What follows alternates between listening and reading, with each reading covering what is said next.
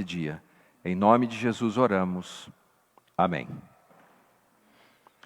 Bom, hoje você deve notar que eu estou vindo aqui, olha, mais moderno. Você consegue aí, eu não sei se enxerga em casa, mas aqui está a minha camisa de super-herói. Eu ganhei da minha esposa e da minha filha. Aqui você tem o símbolo do Capitão América, tem o Homem de Ferro, o Doutor Estranho, o Spider-Man e o Thor e o Hulk. A maioria está representada aqui. Quando nós pensamos em heróis, nós estamos sempre falando dessa figura mítica, arquétipa, que acaba apontando para a expectativa que todos nós temos. Alguém que entra em cena e acaba realizando um ato extraordinário. É aquela pessoa que tem uma visão de valentia, de coragem, de força, e que tem o altruísmo de colocar a própria vida em risco pelo bem do outro. Assim são os heróis. E a mitologia é repleta deles. Por exemplo, Aquiles, lembra? Aquiles é filho de Tétis, a ninfa do mar. E ela apanha esse filho e deseja que ele seja vitorioso. Leva ele até um rio chamado Estive, é um rio infernal, e mergulha o garoto ali segurando pelo calcanhar. Ela mergulha, como o calcanhar ficou de fora, ali é o ponto fraco dele. E ficou conhecido como o calcanhar de Aquiles, para descrever as nossas fragilidades, as nossas fraquezas. E a mitologia tem tantos outros, Hércules, Perseu, e quantos ainda poderíamos nominar. Mas não é só lá na mitologia, na literatura homérica que encontramos essas pessoas. Nós encontramos de fato na história, na vida, no dia a dia. Algumas vezes são policiais que arriscam a própria vida, guarda-vidas, são bombeiros, são pessoas do nosso dia a dia que se transformam, se elevam para fazer algo extraordinário e mostrar o altruísmo em situações difíceis. Da história nós conhecemos alguns destacados. Guilherme Tell, por exemplo, que no século XV se rebelou com um arco contra o rei da Suíça e ficou como uma pessoa extremamente importante na independência da Suíça. Rosa Parks, em 1955, afro-americana, uma simples costureira, que estava num ônibus e não cedeu à pressão de dar o seu lugar para um homem branco. Ela se tornou um símbolo de coragem, de heroísmo. E assim a lista continua a cada dia. Às vezes os nossos heróis são pessoas da nossa casa. Um pai, uma mãe, até um filho se torna herói em alguns momentos. E a nossa carência de herói é tão grande que é por isso que nós criamos heróis fictícios. Se os heróis não aparecem no mundo real, nós então faremos uma projeção imaginária e vamos criar eles. Por isso na década de 30 e 40, tantos super-heróis surgiram. Nós temos essa carência, nós temos esse desejo de ver alguém que possa nos socorrer, de ver alguém que possa ser um exemplo, de ver alguém que esteja fora daquela curva rotineira que observamos no dia a dia. O segundo livro de Samuel, ou o segundo volume de Samuel, poderia ter esse título, Quando Caem os Heróis. O que fazer quando os heróis são feridos lá no calcanhar de Aquiles? O que fazer quando o Superman é submetido a Kryptonita? O que fazer quando Thor molha os cabelos, porque na história em quadrinhos ele enfraquece? O que fazer quando os nossos heróis caem? O que fazer quando nos desapontamos com os heróis? Algumas vezes nós somos a causa do desapontamento de alguém, e outras vezes são pessoas que admirávamos profundamente que se tornam um herói caído. Eu creio que o livro de 2 Samuel responde essa questão e continua nos oferecendo esperança, motivação, coragem e perseverança, mesmo quando caem os heróis. E o texto-chave, penso eu, se encontra no capítulo 7, a partir do primeiro versículo. Segundo livro de Samuel, capítulo 7, a partir do primeiro versículo. A palavra de Deus diz assim: Sucedeu que, habitando o rei Davi em sua própria casa, tendo-lhe o Senhor dado descanso de todos os seus inimigos em redor, disse o rei ao profeta Natã: Olha, eu moro em casa de cedros, e a arca de Deus se acha numa tenda. Disse Natã ao rei: Vai, faze tudo quanto está no teu coração, porque o Senhor é contigo. Porém, naquela mesma noite veio a palavra do Senhor a Natã, dizendo: Vai e dize a meu servo Davi: Assim diz o Senhor: edificar-me-ás tua casa, tu, casa para minha habitação?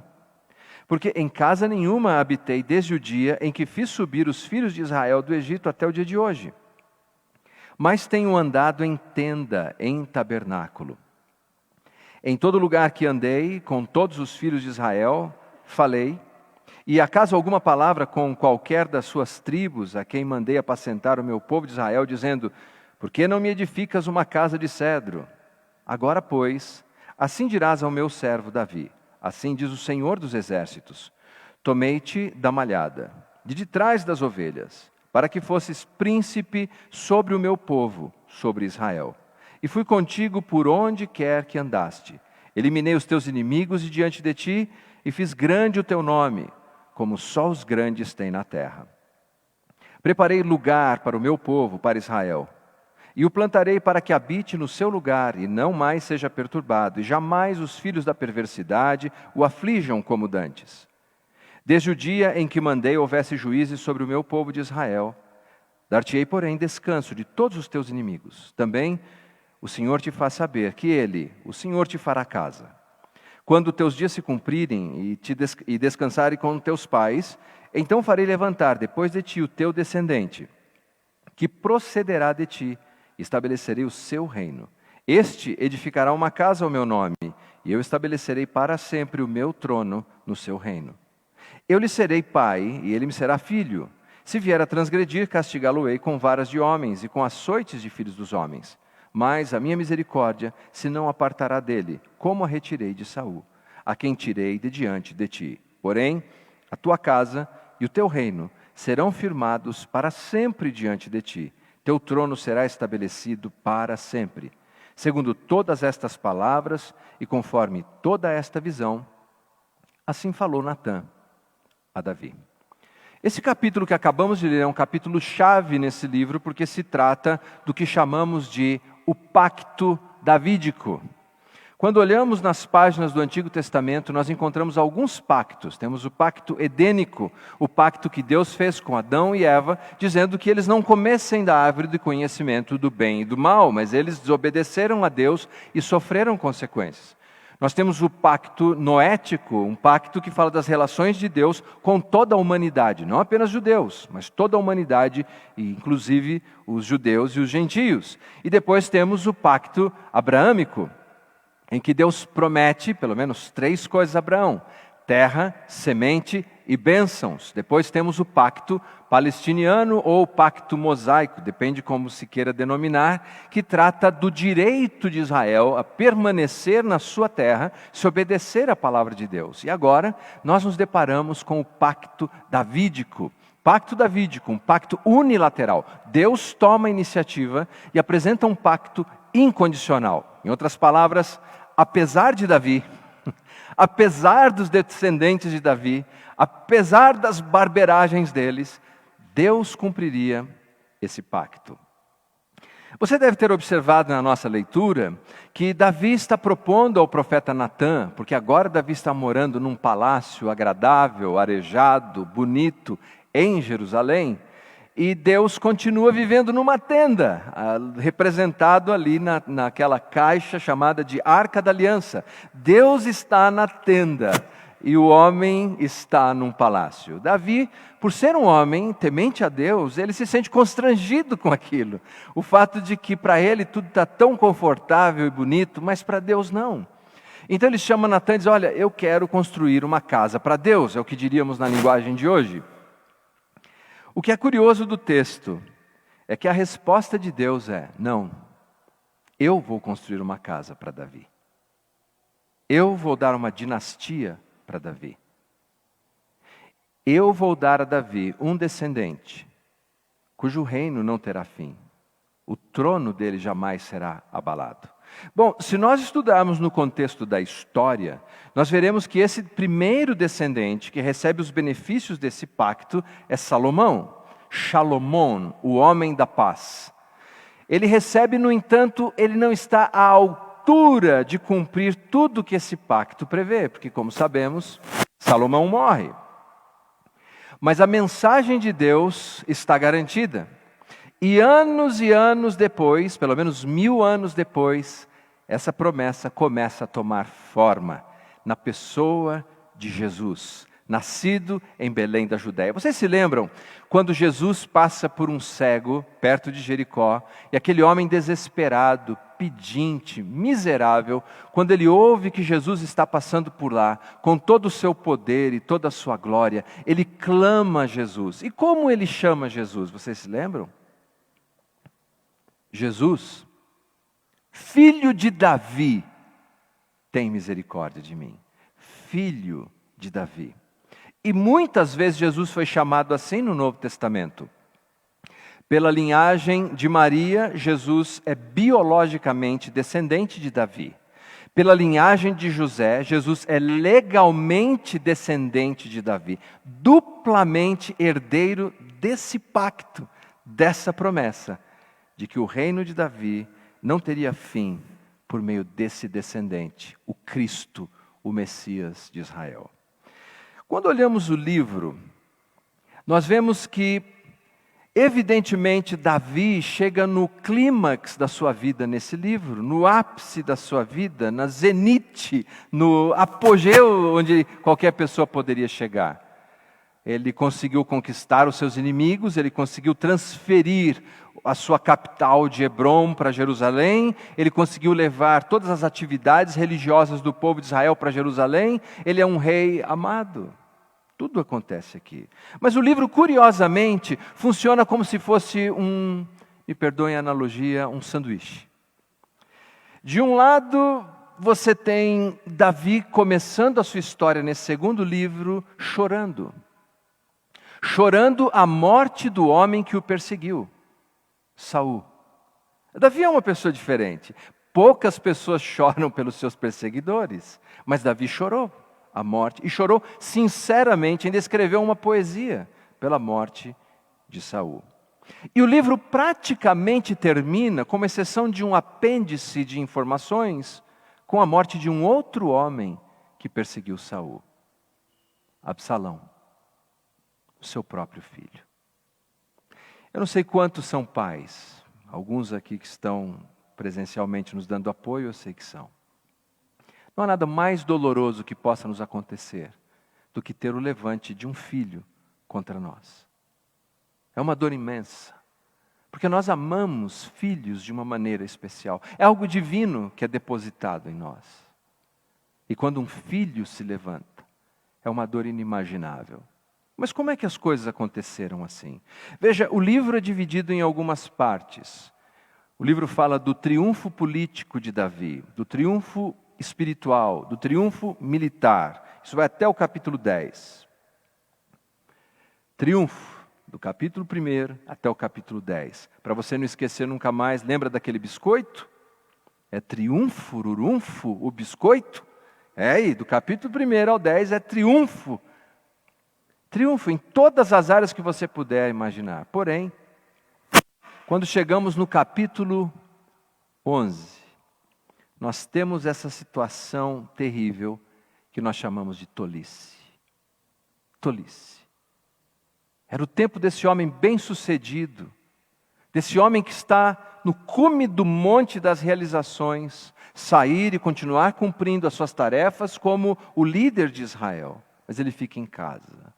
E ficando em casa, ele acaba se envolvendo, por assim dizer, numa monotonia, num tédio, e deixa de vigiar o seu coração, o seu calcanhar de Aquiles está exposto. Ele passa a ver uma mulher que está se banhando, e na minha opinião, Batseba, ela é vítima na história. Uma das palavras usadas para descrever os seus banhos pode ser um banho cerimonial.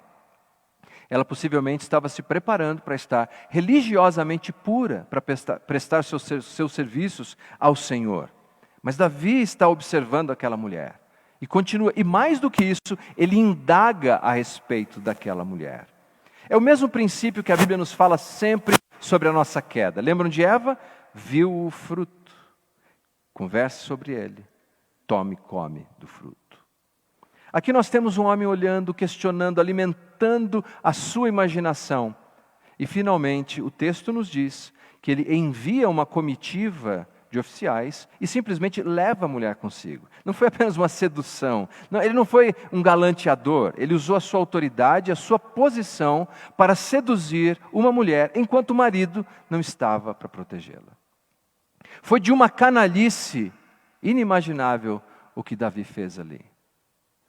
E nós sabemos que não para aí a sua tolice. Davi mente, Davi pratica ainda um terrível plano homicídio para tirar a vida de um bom homem, de um homem justo, chamado Urias. A tolice. Essa tolice desemboca onde? Meus queridos, a tolice desemboca em tormento. Lembre-se, tormento sempre.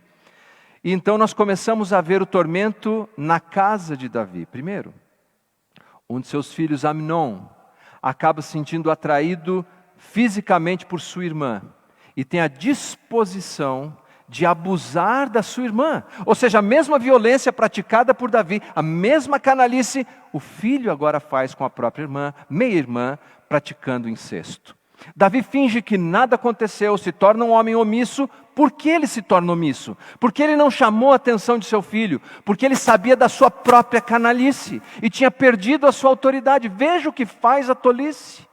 E por conta disso, um de seus filhos, o que parece ser um dos filhos mais queridos, um filho heróico. Um colega meu foi pregar sobre isso, vocês sabem que eu gosto de ilustrações práticas. Ele levou um shampoo chamado Hair and Shoulders, que o cabelo dele ia da cabeça até os ombros. Um rapaz que era um galã, um rapaz apreciado por todo o povo de Israel, que decide tomar vingança com as próprias mãos. Há uma grande diferença entre justiça e vingança. Absalão, filho de Davi, não procurou justiça, ele procurou vingança. A vingança nos amarga, a vingança vai torcendo a nossa alma. Cuidado, ore a Deus, não permita que isso alimente o seu coração. Justiça, sim, vingança, nunca. E acontece que Absalão tira a vida do seu irmão e, além disso, ele decide que é tempo de tomar o reino de seu pai. Disso temos da tolice, nós temos um tormento na casa de Davi, um tormento no reino de Davi. E quando olhamos tudo isso, pensamos, por que acontece assim? Por que temos essas curvas na vida de Davi? Primeiro, porque o triunfo de Davi estava calcado na sua obediência. O sucesso do homem de Deus é calcado na obediência a Deus. A tolice de Davi o levou ao seu pecado. E o pecado é resultado da desobediência.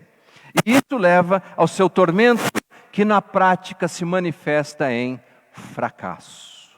O que é aquele fracasso de Davi? Um homem que fugiu, se escondeu nas montanhas, outrora quando era inocente. Agora ele foge, se esconde nas montanhas, carregando sobre si a culpa. Sabia que foi Davi que plantou a semente que acabou por dividir o reino de Israel de norte a sul? Foi ele.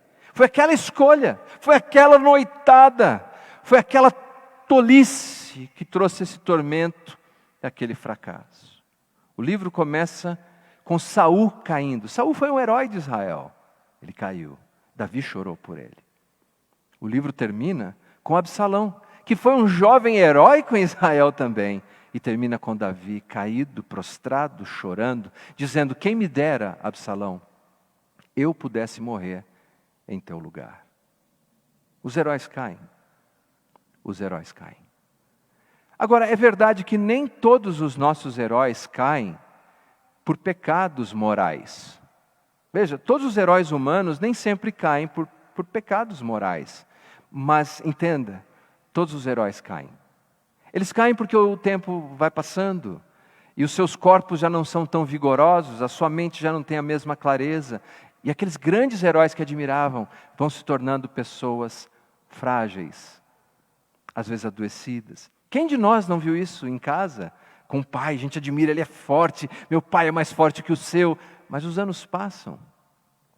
E as mentes brilhantes cansam, já não pensam com a mesma coerência de outrora. Não é assim? Porque os heróis caem, seja por desvios morais, ou seja porque todos nós, desde Adão, estamos sujeitos à entropia, ao envelhecimento, e vamos a cada dia caindo tropegamente. O que fazer quando caem os heróis? O livro termina com um retrospecto e com Davi cantando um hino. Mais um salmo, agradecendo a Deus a quem ele diz que é a rocha da sua salvação. E lembre-se do capítulo 7 que lemos há pouco. Há um descendente de Davi. Salomão foi apenas a sombra dele. Apenas a sombra. A substância daquele que é o herói. Daquele que não cai jamais. Daquele que nunca nos desaponta. Daquele que nunca enfraquece. É Jesus Cristo, o nosso Salvador. É isso que o segundo livro de Samuel deixa claro para todos nós. Se você está desapontado com alguém, frustrado, se alguém te deixou na mão, ou se você está simplesmente arrasado porque aquelas pessoas que outrora foram tão fortes, hoje são frágeis, fracas, talvez precisando de você. E você diz, e agora, onde eu encontro socorro? Não é a frase que se tornou, inclusive, um jargão cômico entre os heróis? Quem agora poderá nos socorrer? Há um sempre pronto para nos socorrer. Alguém sempre pronto para nos socorrer. Jesus, o Cristo de Deus. Eu lembro até hoje a primeira vez que eu assisti o filme Rocky, o Lutador. Viram Rocky, o Lutador? Era um homem comum, trabalhador, dedicado, que amava uma mulher, que era fiel a essa mulher e que tinha um sonho lindo de se tornar um atleta, um boxeador. E ele vai para uma luta que parece impossível de ser vencida, lembram disso? Contra Apollo Creed. E ele luta e as badaladas acontecem, rounds vão e vêm, e sangue para todo lado. E você apanha com ele durante todo o filme. Quando finalmente, de uma maneira inesperada, surge um herói, Rocky Balboa. Ele vence Apollo Creed e a audiência vai à loucura enquanto grita o nome dele, Rocky, Rocky, Rocky, Rocky. Vocês lembram disso? Mas os anos vão passando. E aí você começa a assistir outros filmes da série. Que já muda o nome, já não é mais Rocky. É Creed. É um jovem. Rocky vai envelhecendo. Já não enxerga de um olho. Já não tem os mesmos movimentos. E vai se tornando uma sombra passageira. Algumas gerações hoje se perguntaram, mas você sabe quem é Rocky Balboa? Eles não têm a menor ideia. Porque os heróis humanos caem. E quando eles caem? Quando eles caem, meus queridos, quando os heróis vêm e vão, quando eles ascendem e descem, nós precisamos lembrar desse que é o campeão dos campeões, o herói sobre todos os heróis, o rei dos reis, o senhor dos senhores, Jesus. Porque ele tem essa sua patente tão elevada, que ele é sempre quem nos lidera nas batalhas. Ele é sempre valente, ele é invencível, ele é indisputável como campeão, ele não desiste, ele não foge, ele não perde, ele desafia o tempo, ele é o Senhor dos senhores, ele é Senhor dos céus e da terra, ele é o nosso herói, ele é o meu herói. E se alguém estiver te desapontando, ou você está dizendo, eu precisava desse apoio agora, eu precisava dessa ajuda agora, corra para Jesus. Corra para Jesus. Porque Ele nunca falhou, não falha, não falhará. O autor aos Hebreus, definindo a pessoa de Cristo, ele diz assim, Jesus, Ele é o mesmo ontem, hoje e para sempre. Quando caem os heróis, o Cristo de Deus continua em pé. Oremos.